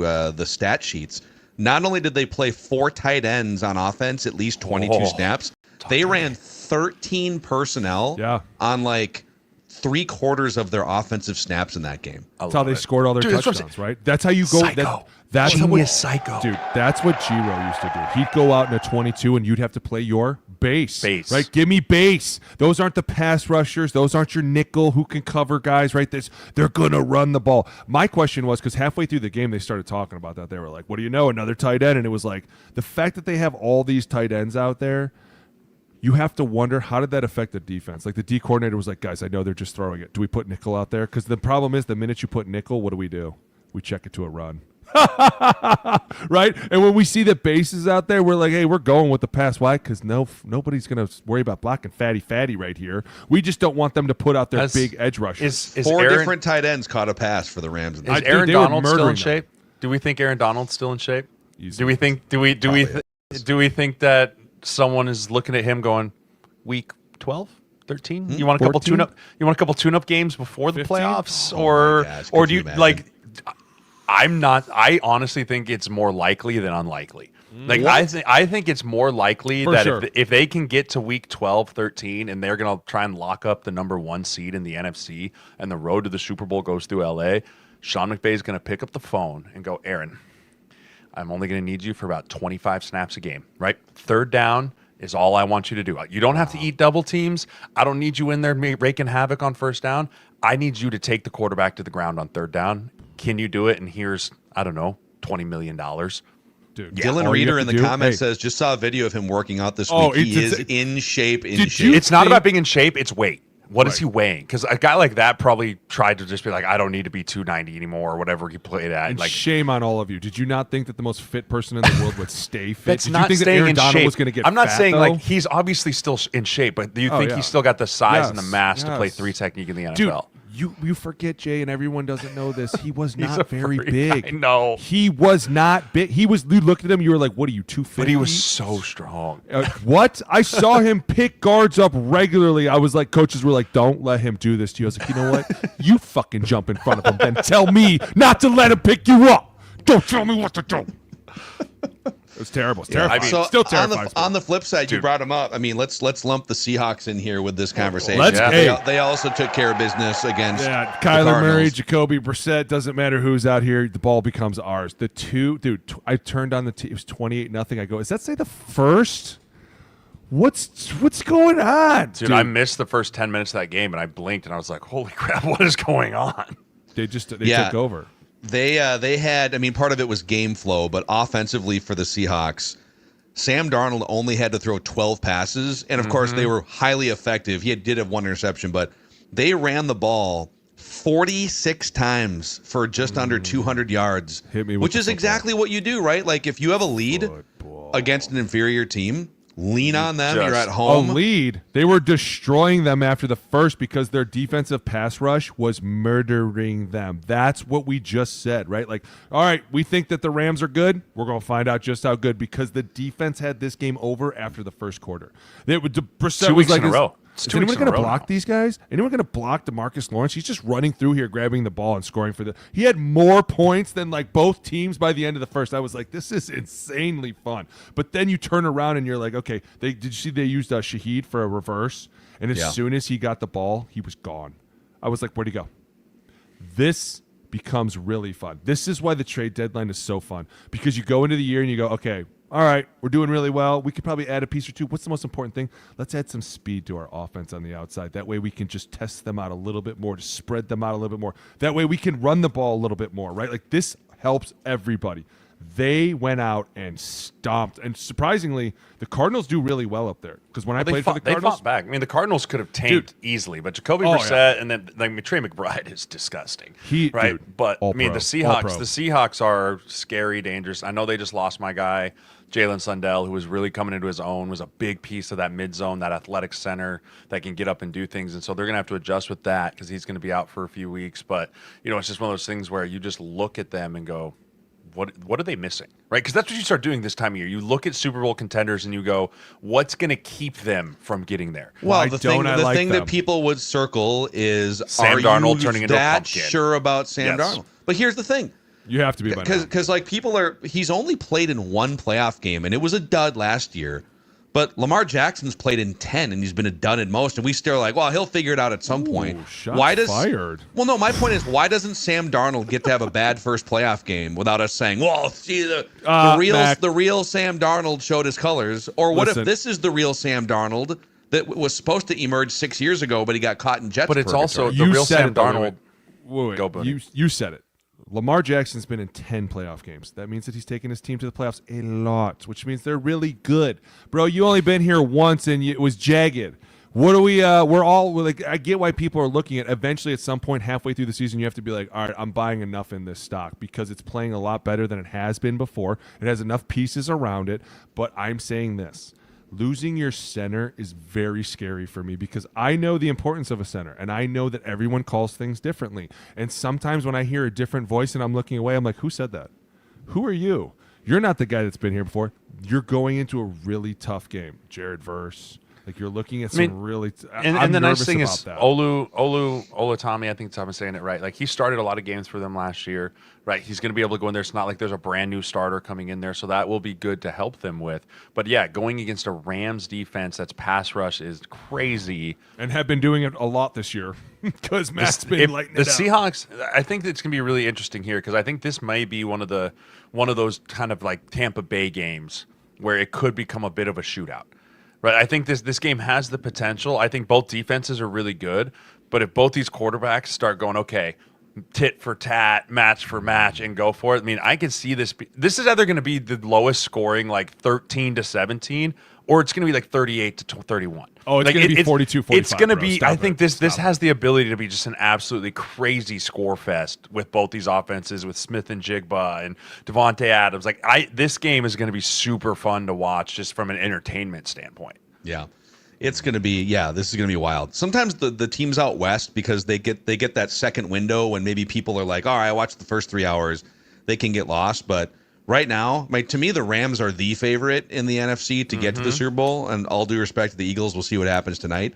But the Seahawks are definitely in a conversation. And if the Seahawks beat the Rams this upcoming weekend, I will say the Seahawks have been playing good team football all year. Like the game against the Saints, I remember there was a lot of punt returns for a touchdown. Like offensively, defensively, they're scoring touchdowns. Like they're the true complementary football team when you look back at the year. Like at times the defense picks them up, at times the offense does, at times special teams shows up. Like you can be like, all right, this is going to be a tough team and they can beat you at any phase. You have to be prepared, right? Because that one phase, like, hey, we're just going to kick the ball off. It's no big deal. And all of a sudden they score a touchdown. And now you're down 7-0 and you let Seattle start to get up on themselves. Like that's why teams like this become the most dangerous to me, because all of a sudden you're like, any phase could beat you. You have to be locked in at all times. And it's hard to be locked in for 3 hours, right? You're getting your face beat in. All of a sudden your defense goes and gets a fumble. Oh yeah, for sure. We were taking smelling salts this weekend. But your defense goes and scores a touchdown for you. Like all of a sudden you're even more ramped up right now. And then they come back and do it again the next series. And you're like, dude, this has become he's just pouring it on. Was Cup back this week? Yeah, he had like a 70-yard catch. Dude, yeah, that's right. I mean, so he's going back for the Rams, right? Well, yeah. This is what they like to do. This is how they do it. That's what he's doing right now. Pull it up. Okay. I'll show you everything. Let's put ourselves in Sean McVay's brain. Right, he put Sam Darnold in a blender last year. Right, he did. He took KOC, the Vikings, and Sam took him out back and just spanked him. What does he do to Sam Darnold this week? Does he sell out and say we are not letting K9 and Charbonnet beat us, and we're going to make Sam Darnold beat us? Or like how do you attack Sam Darnold if you're going up at the Seahawks and you're Sean McVay right now? The big difference between the two scenarios is the Seahawks have a run the ball button and the Vikings do not. So, you could just push the run the ball button over here. Or we're at the 6-yard line and the defensive front's getting after our quarterback. Let's press the run the ball button and see what happens, I mean, I can't wait. Darnold's been good against the blitz. He's been good against pretty much all different categories of defenses so far this year, and I think this game's probably going to come down: can Sam Darnold not turn the football over, and can they force one or two out of Stafford in the pocket? Because Stafford, I don't think right now, unless you get to Stafford's feet, he's not throwing you an interception. He's too dialed in, like he's seeing too much, and he's seen too much. But with that pass rush, you either have to get him off his spot, get him moving because he's old and he don't want to roll out of the pocket, or make him hold on to the ball and let those pass rushers go try and strip one. This game's going to come down to which quarterback turns the ball over. I think that's going to be the difference in this game. Both teams are so buttoned up from top to bottom. I truly believe whoever turns the ball over first probably loses this game. Mental errors. That's the worst because you both go in now like super clinched butt cheeks. Oh, dude, the buttholes, and it's same when we used to play the Packers. For whatever reason, like when the Vikings, when we used to play the Packers, everyone that walked around we kind of looked like, it's Packer week. Like we know, right? Like everyone's in the building's buttholes were so tight. Don't get me started. I think it's a little bit of both of that right now. Like, hey, Seahawks week, right? It's Rams week. Like there's some serious clinching going on in the NFC West right now. It's the first to let it out, man. Just let it go. Let it rip, let it fly, let it out. Oh. The pucker factor. All right, Mac. All right, we're going to do this. We're going to do this in a second. We're doing it for the Minnesota audience that's consuming here. Maybe you're watching live. Over 800 people. Click that subscribe button, the like button.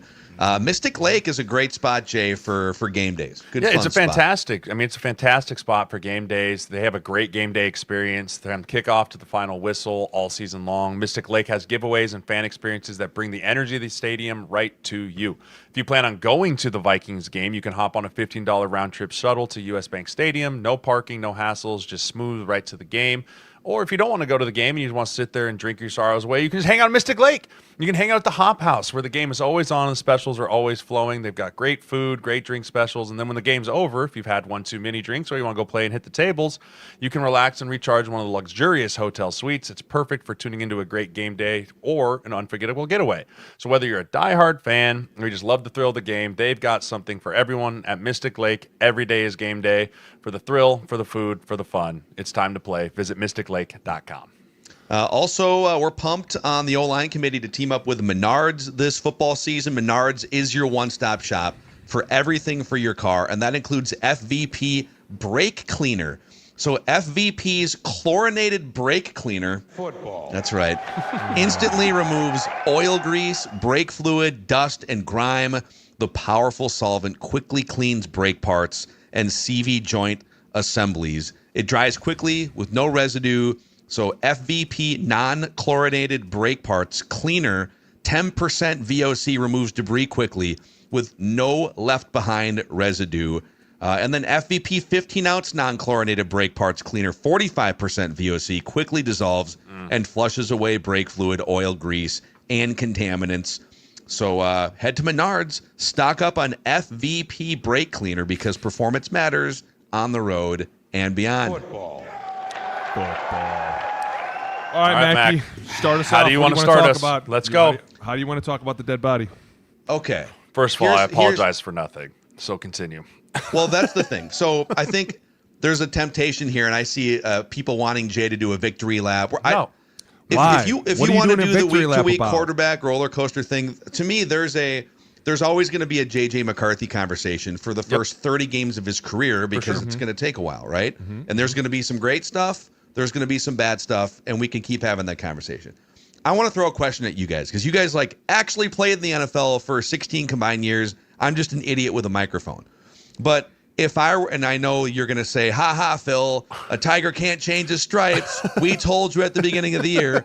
But if I would have said, all right, sensitive. The Vikings, so sensitive. The Vikings are going to go into the season. They're going to make the decision to move on from Sam Darnold, which is also a whole nother conversation. But they've made the decision. We're going to move forward with JJ McCarthy doing this for the first time. And Carson Wentz is going to come on board. He's going to have to play too, even though he didn't go through training camp or any of that stuff. So you're going to have a veteran, but a guy who was not part of your offseason program, and basically a rookie who's never done this before. And with that, you're going to have one of the lowest rushing percentages in the league. The Vikings are 30th in run attempts, 29th in run rate.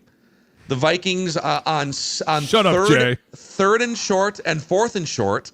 The Vikings are the worst conversion team in the league and the team that passes the most on third and short and fourth and short. If I were to tell you, they're basically just not going to run the ball. Right. With a rookie quarterback who ran the ball extensively offensively at Michigan.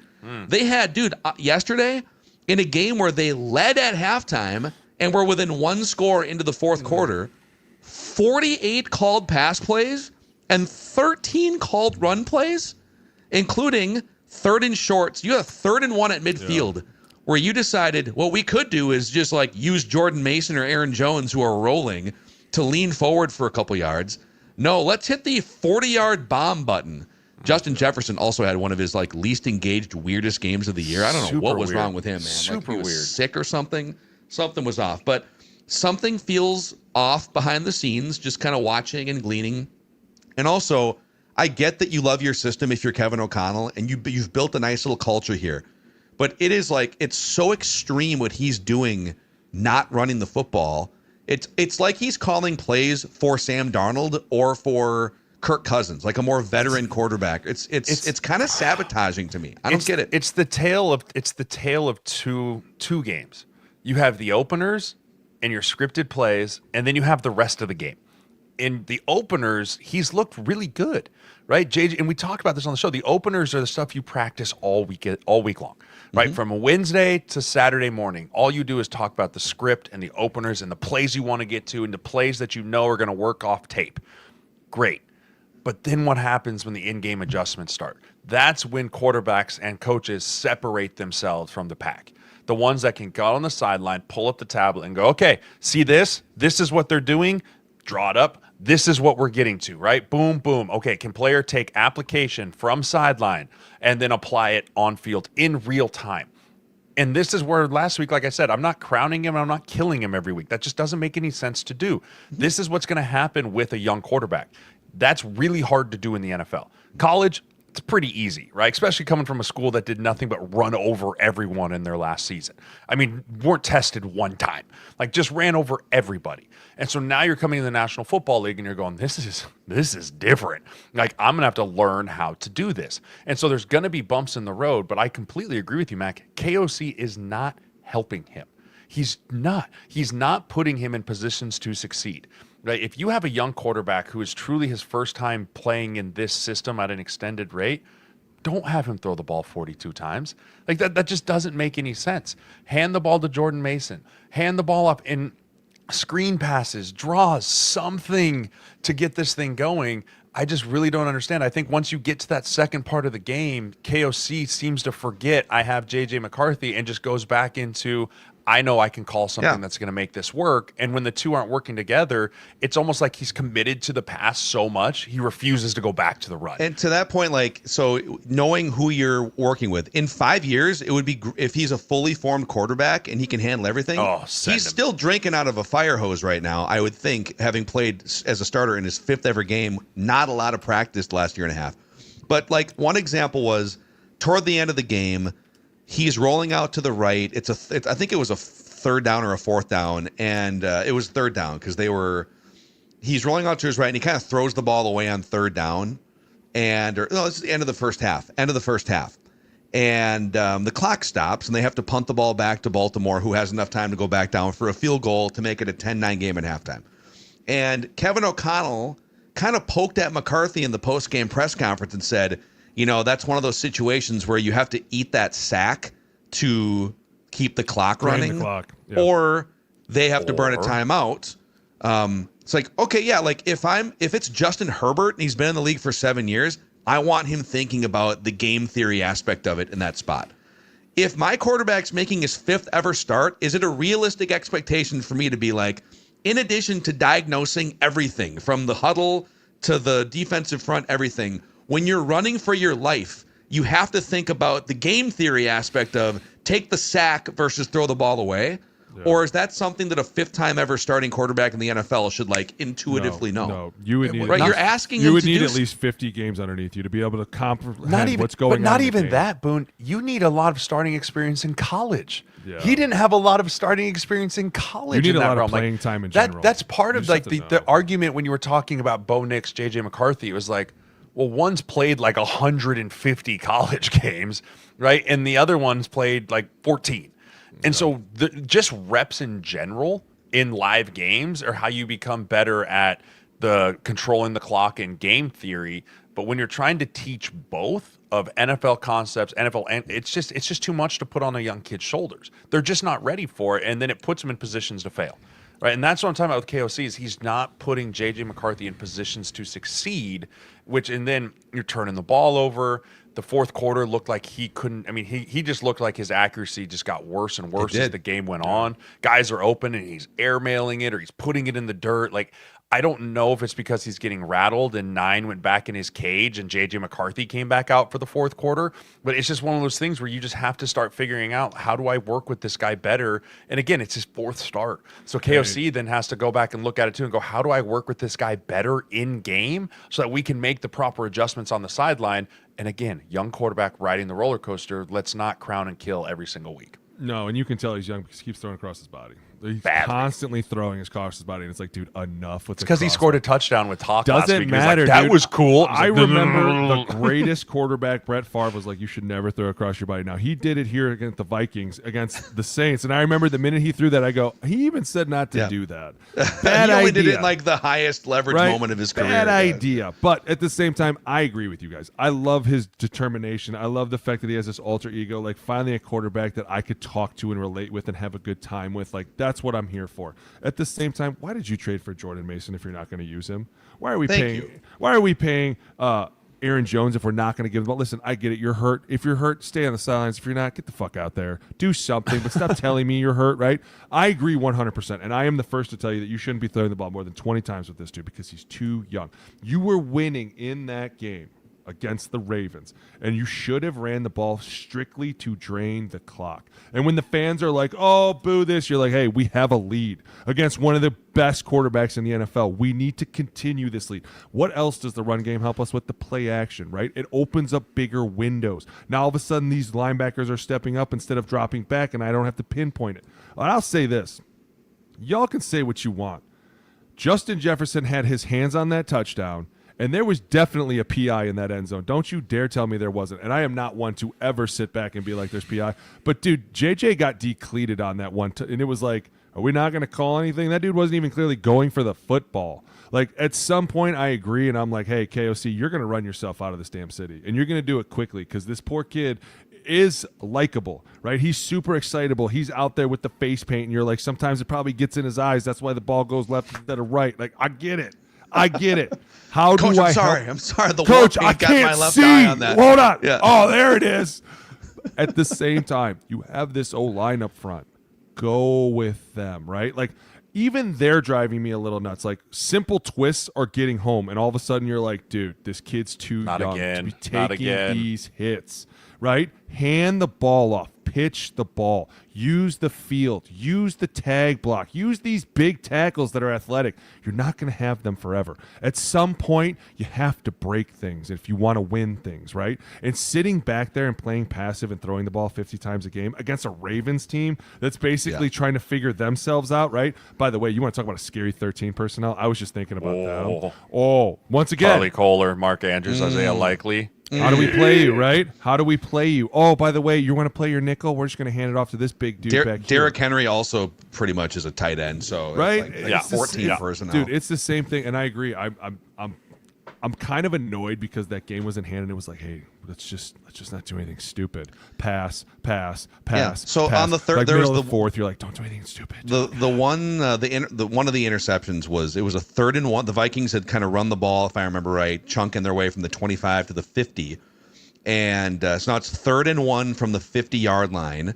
And they dial up one-on-one on the outside, Justin Jefferson one-on-one, and they dial up a 40-yard pass. And I think, was that the one that Jefferson slipped on that one? Yeah, that one. I'm not blaming him on that one, but the other one. But it invites the risk. It invites risk. I agree. Why do it? Tush and Kevin said, we're going to take that one-on-one matchup every time with Justin Jefferson. I would say, I don't know that you need to take that every time, considering your quarterback. If it's a more veteran quarterback, it's not a guarantee that A, the protection holds up, that B, he is going to be accurate on a deep pass because he's got some mechanical issues.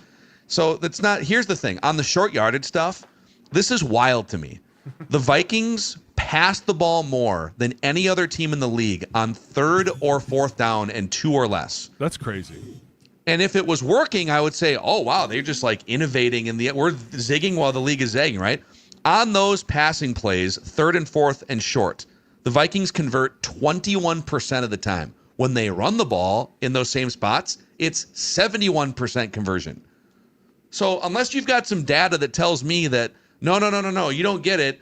If we keep passing on 3rd and 1, 4th and 1, 3rd and 2, it's going to lead to this breakthrough.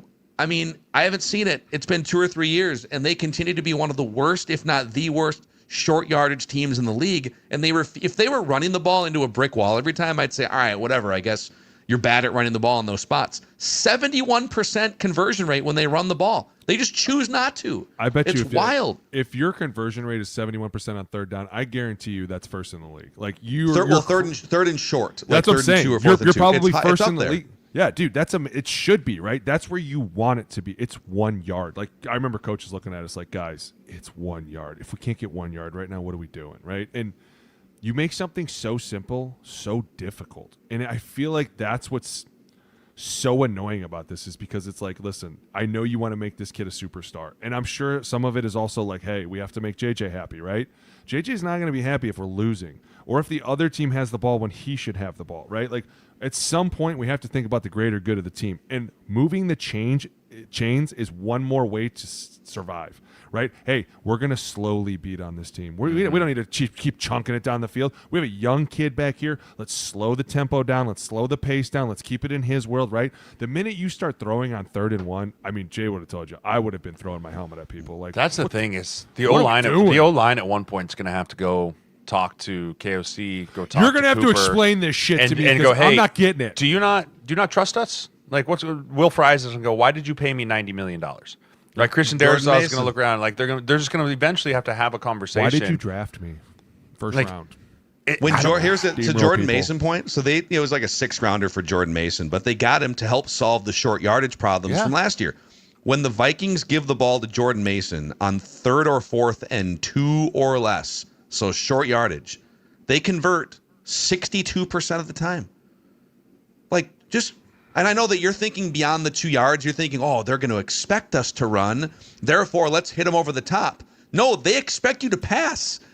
And they're they're literally looking at you now like, no, this guy's not going to run it. Literally, let's just go nickel. Like, I'm 100% with you. And it's nothing is more maddening than keeping the simple things simple and trying to reinvent the wheel, right? Like, I feel like that's KOC sitting there going, now listen, they think we're going to run it here. But really, we're going to go shotgun 5 wide. Yeah. They're not going to know what to do, right? And you're like, that's the last thing. KO, listen, I know what you're thinking. This is literally beat your head against a wall situation.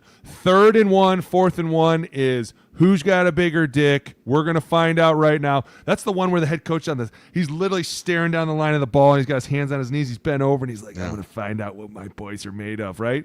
Instead, it's like, I hope he throws this well. Like, that's so scary, especially because when you throw a ball, 3 things can happen. 2 are bad.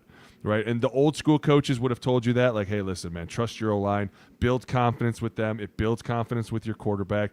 But instead, JJ falls down on one. The other one, if I'm not mistaken, was a bad ball, and it was like safety was over the top, read it the whole time, and it was like, it wasn't going to be very good. It's a bad ball. How many bad balls were we going to throw before we're like, hey, listen, we didn't even need to be in this situation. We were winning at halftime, to be honest with you. Like, what? We were winning this game? Hey, Booney, people want to know, the Vikings were the first team in like 2 decades to have 8 false start penalties at home in a game. And there was some chatter, some Vikings players after the game, among other reasons, were saying the Ravens were playing some games with like move calls up front on defense that sounded like McCarthy's cadence. I don't know, like 8 false starts for a home team is unprecedented. Why would that happen? How is that fixable? They were moving. You could see the defensive line was shifting at the last second. Like, their defensive ends would crash down, so it looked like they were going from like an under front to more of a bear front, more of a jam front. Sometimes they say move with that. To be honest with you, you just need to like really start to focus, because at some point the ref's either going to call it or he's not. But you bitching at the ref that they're yelling stuff, like you're constantly telling the ref like, hey, listen, they're yelling move and it's making us jump. They're going to be alert for it. If they keep doing it and no flags fly, you need to be the professional out there and be like, okay, I need to figure out how to find his cadence, right? I'm not saying it's warranted or unwarranted, but I'm telling you right now, Chris Cooper probably ripped people open today. 8 false starts is way too many. Like 1, sure, bro, we've slipped up, right? Bad things happen. 8 at home. They lead the league now in pre-snap offensive penalties. And that's another thing. Like, you have a young quarterback. You're already dealing with the most issues before the snap, and you have a young quarterback. And then on top of it, you're putting the ball in his hands and going, make a good decision. Oh, hey, by the way, you can barely get these guys lined up and snapped on time. Make a good decision. Right? Mm-hmm. Like, it's just everything about it is so exactly what you said. He feels like Sam's back there, and he's like, take control, man. You got this. And instead, it's like a kid looking at him like, what do I do? Where am I going? Who's my read? Am I supposed to motion him? It's like, dude, this is not. Keep it simple, right? We line up, we run plays until we can show that we know how to do this with our eyes closed, and then we start having fun. Then we start splitting people in and out. We start shifting and explode to dice right, gun double left. It's like that's when you start to have fun. But before then, you're just shooting yourself in the foot, and everyone's looking at you like, this is stupid. This is so stupid. It doesn't even look like a Jackson Pollock anymore. It just looks like a pile of shit. And that's, to me, what hurts the most is because you have talent everywhere. Jalen Naylor was looking like a 1 receiver. You're like, wait, what? What with the toe tap? Okay, right? Yeah. He's your 3 receiver. That's 3. You have 2 capable running backs. He's making him. He's a free agent. He's a free agent after the year, man. That Jalen Naylor might be making himself some money here. Hey, you know how you make this even easier so he doesn't have to do that toe tappy thing? You do a little bit more play action, which means you run the ball a little bit more, which all of a sudden opens up all this space downfield. Yeah, I'm here with it, man. We still have to do the NFC North thing still. It makes me nervous. Yeah. On the Ravens side, just to pivot to the other part of this game here. Pivot! Dude, they are 1 game back. They started 1-5, and they are now 1 game back of the Steelers in that division. They've got, coming up on their schedule, they have, I think it's like 3 games they're going to clearly be favored in, and then the Steelers coming up after that. Yeah. And don't look now, but the defense that was getting shredded the first month of the season has held.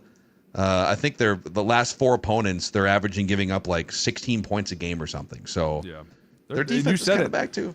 They figured it out in the halfway through the point last year, and that's kind of why I'm laughing when you said the odds for the next coach and you said John Harbaugh, because there aren't a lot of head coaches that could take a 1-5 team and then put them in position to win their division, right? Like that is not possible. Here's a guy who was like, "Here, hold my beer, Jim. Hold this. I'm gonna go show him why the Harbaughs are to be feared." Right? Like they turned it around, and yeah, they didn't have their quarterback for a while, but the fact that they could claw out of that massive deficit, and they always make it seem so like, it's okay. We're gonna be okay, right? We got to get better. We got to do this. They're definitely gonna win the North. How far they go into the playoffs is still to be seen, in my opinion. I think there's things about this offense that I love, and there's things that I'm like, I don't know about that, right? Like the minute they get into 13 personnel, I'm like, you should never leave this. Your tight ends are phenomenal. It forces the defenses into bad situations. Like, how are we going to play this? Because technically, Derrick Henry's still in the backfield. They could run the ball. They could still throw the ball. Like, I want to see them play a little bit more chess and be like, hey, let's have some fun with this. Because you're right. You were losing to the Vikings at halftime, to a quarterback that had to throw the ball an insane amount of time. And we were like, you shouldn't be doing this, right? You were losing to that team. Now, I will also be fair. There was a kickoff return that went for a fumble, right? And on that fumble, I'm almost positive they scored. That's another reason. We can also, and this is going to sound weird, but hear me. You can win a game in the NFL, and that's great, right? And then you can barely win a game and will dog the other team and be like, can you believe they threw the ball 50 times? They only lost by 8. Justin Jefferson had his hands on a ball that was in the end zone, right? And then he got drilled. There was definitely PI going on in the end zone. So it's like, as much as we're kind of shitting on the Vikings, it's like, should we be talking about the Ravens so highly because they barely beat this team? I don't. Yeah, these two teams are it's kind of like, obviously the Vikings, we've been hammering them and whatever. I know, but that's my point. But they're like also they almost won. The Vikings are a good team that should be in the playoff picture, if not for shooting themselves in the foot a couple times and with play calling. I think the Ravens, maybe this is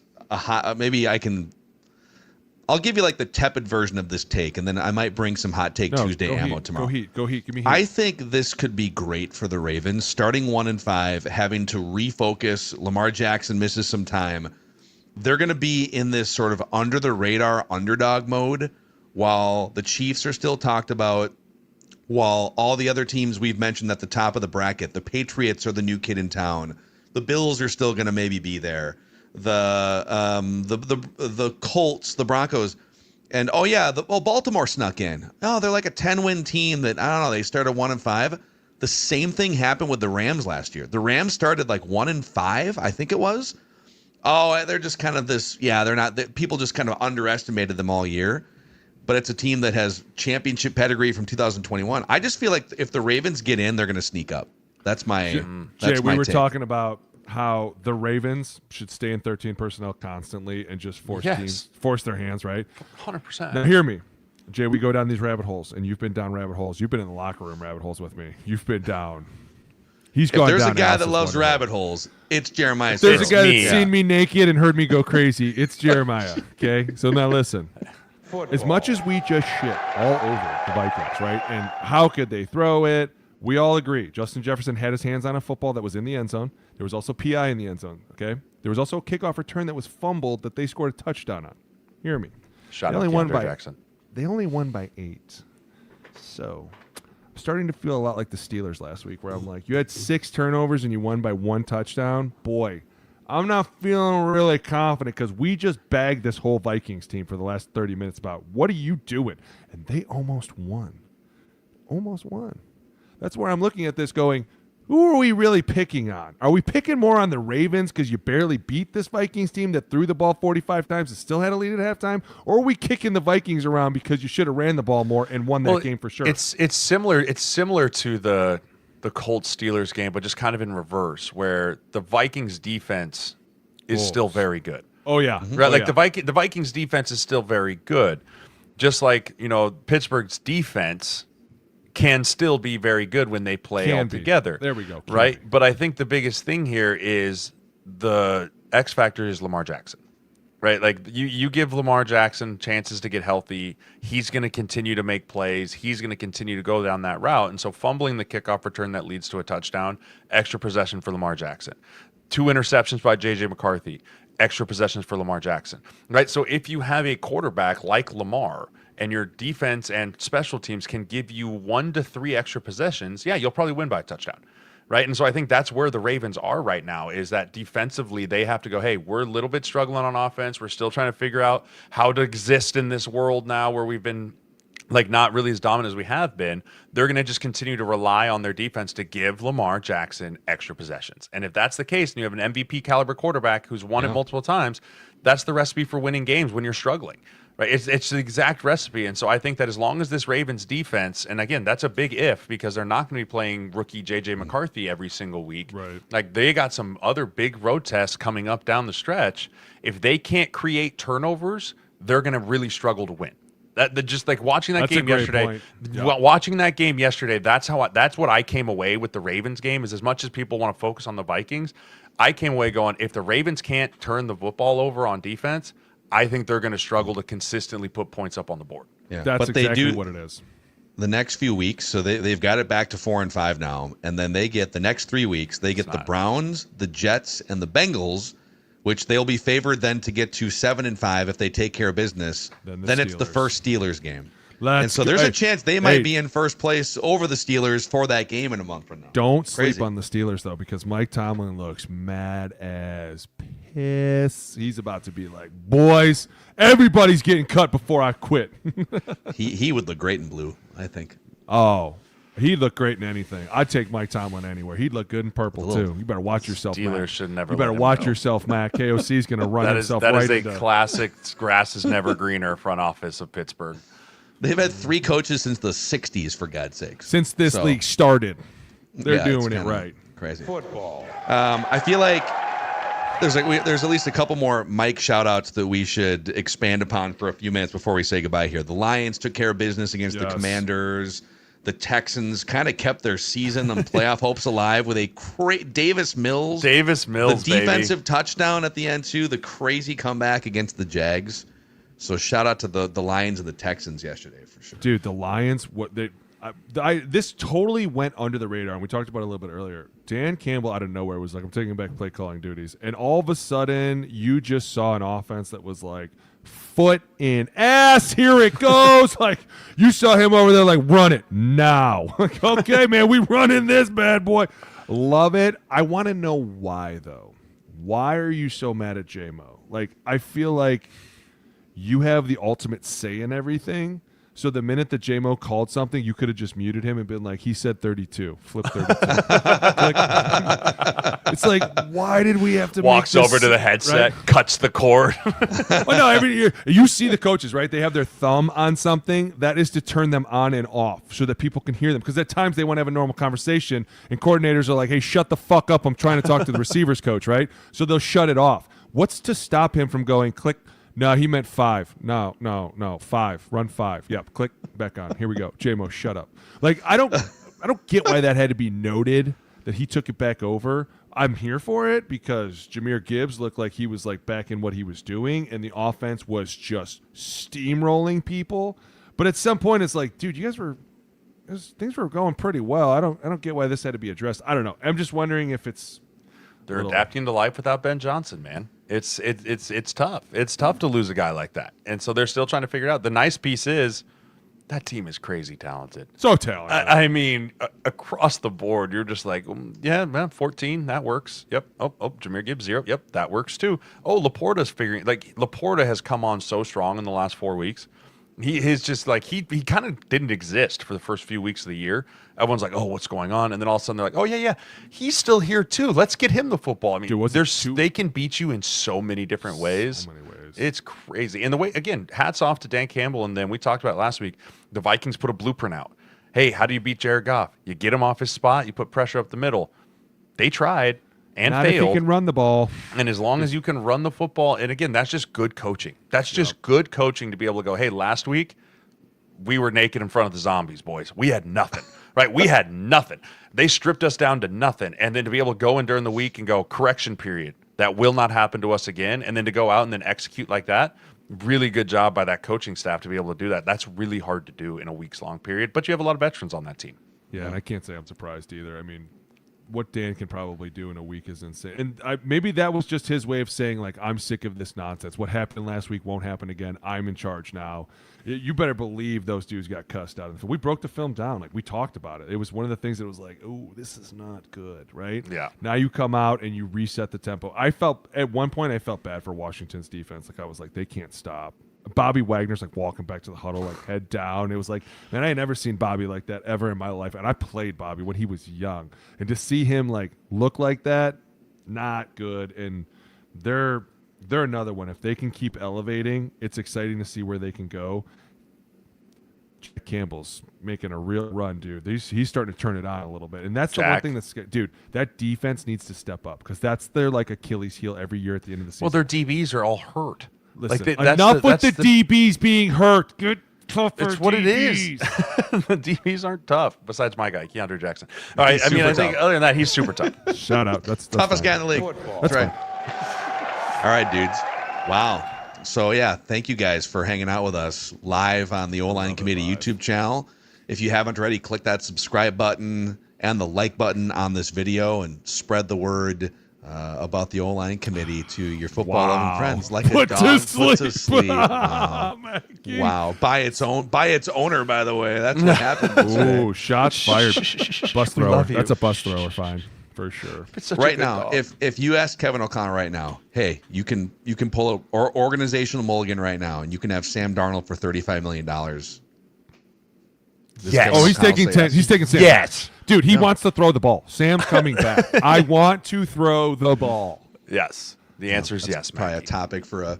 That's a topic for a Is that a hot different day. take tomorrow? Yeah. Is that a hot take tomorrow? Yeah, we'll It see might you not guys even tomorrow be for out hot there. takes, baby. All right, you guys. Hit that again. Smash that subscribe button, the like button here. Smash For the it. Rhino, for Jay, I'm Phil, and this is the O-Line Committee.